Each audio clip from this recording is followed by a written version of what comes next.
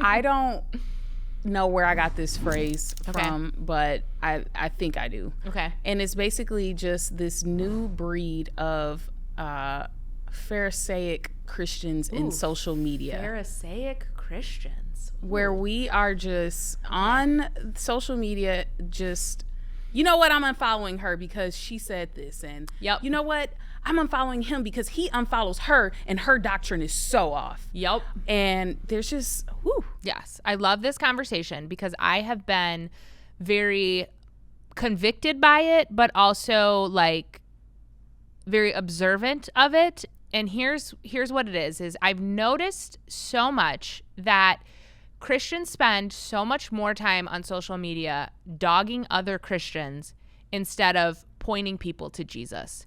And part of my kind of personal processing with this came from reading something that Jackie Hill Perry posted, and she reposted it from a guy named E.J. Gaines. And I've mentioned his name before on episodes of Everyday Theology. I don't know his theology. It was just something he posted, and it resonated with me. And I think it's going to resonate with a lot of people because it's either going to make you be like, wow, I've heard this everywhere and this speaks to like what I'm feeling, or you're going to feel called out. And he posted this, and he said, I'm weary of Christians who spend the bulk of their time making content and building platforms to expose false teachers. Our primary charge is to affirmatively, if I could speak today, preach the gospel of Jesus Christ, and it will cut through.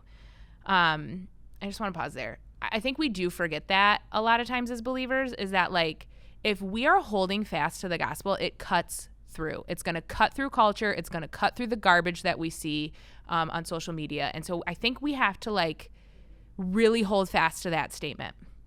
But he continues and he says, recently I somehow fell into a social media algorithm of Christian haters. Now, I don't mean non-believers who hate Christians. I mean Christians who spend what seems to be a lot of time hating on other people. There is this incessant and rabid trend of launching public assaults on Christian leaders and speakers with whom we disagree. And now this next sentence is what got me.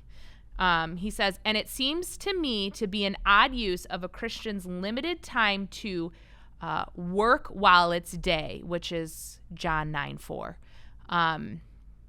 And he says, to be clear, I'm not suggesting we give license to wolves in sheep's clothing. I'm not saying we cover up abuse or to keep silent about wrongdoing or even stand against doctrinal confusion. But that's not what he's referring to there. And I want to pause for a minute because this is really important. Christians who are watching, believers, people watching, we don't have a lot of time. I don't think we realize that. Like, our time on earth is very limited. Whether we live to be 25, 35, 55, or 105, it's so limited in the grand scheme of eternity and in the grand scheme of the time of how long earth has been around, people have been created. I think it's really important that as believers, we always have to look at how we manage our time. You know, the book of Ephesians tells us to be careful about how we live and how to use our time because the days are evil and we have to choose to use our time wisely. And I think when it comes to social media, we need to do the same. We need to take a step back and say, how are we using social media to, one, glorify God, two, to point people to Jesus, and is it the most wise use of our time doing and posting the things that we are posting?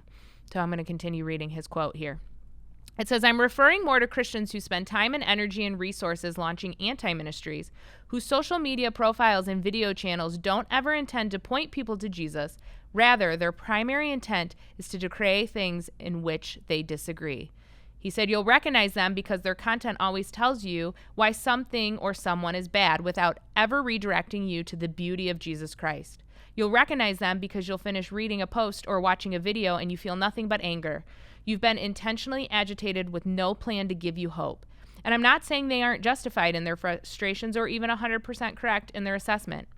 I'm just humbly submitting that Christians have so much work to do and so little time, so it seems we should spend the bulk of it preaching Christ crucified, not producing video content to expose a pastor who misspoke in a message or whose doctrine is too flimsy for our liking. And I read that, and I read it a few times, and then I posted it to my Instagram story. I'm one of those people. But I posted it to my Instagram story because I felt like I was in this pool of every time I was scrolling through so many of my Christian friends' profiles where it was like these passive aggressive posts coming at other people because they don't like that they're not as theologically deep as they would like them to be, or maybe they're not, expounding on something the way they would like. And I keep thinking, I'm like, how is this pointing people to Jesus? Because I've had conversations with non-Christian friends and they say, I love my Christian friends, but y'all messy. And what they say by that and what they mean by that is like, we spend so much time arguing with one another. Like, why on earth would someone want to be a believer if all they see is us trashing each other back and forth on social media or disagreeing with each other back and forth on social media? Like, nobody wants to be a part of that. Nobody wants to feel like, oh yeah, that's something I want to check out. I'm more interested in this. They're just sitting back with their popcorn eating, like, look at the Christians. There they are. I think if everyone's on the same page and everyone's goal is to preach what he says Christ crucified, preach the, resurrecting power of Jesus, then at the end of the day, I think that we should come alongside and champion one another as we preach that gospel message. And then, if we want to major on the minor stuff, like, let's do it offline. Let's not post it all for the world to see and everything. I think there is an important thing that we do stand up for what we believe in, but when we stand up for what we believe in, are we giving people that hope? Are we pointing them to Jesus? Are they walking away from our social media being like, yeah, that's what I want. I want that hope. I want that peace. I want that joy. Or are they walking away from our social media saying, yeah, I don't want anything to do with that? So I think the takeaway here too for this conversation, some of the things that I've been wrestling with is what am I posting and how are people going to respond to it? Is it something fun and funny that we can all like laugh together? Or when I'm posting things about my faith or things that I see online, whether it's a Bible verse or a quote from a speaker, I always want to make sure that like when I'm sharing it, I'm like, are people going to be walking away from this seeing Jesus, or are they going to walk away from this angry? And I think as believers, like that's the biggest thing we need to do is when we're on social media, whether it's posting on our own page, posting on our stories, or commenting. I see you all in the comments. I know what you all do. Is to make sure that like we are posting in a way that is God honoring. You can totally disagree with people online, but there's a proper way to disagree with people. There's a proper way to go about those conversations and channels. And I believe it was Jesus himself in Matthew 18 who set up that whole process for us. So make sure that when you engage with people, you do your best to follow that when you can, and to connect with people online in a way that gives them hope, that doesn't make them walk away feeling angry or upset, but really at the end of the day shows them the love of Christ. And this is an ongoing conversation, Jen. It's an ongoing one. But yeah, as you know, we continue to have these conversations and continue to process them, we'd love to know your thoughts.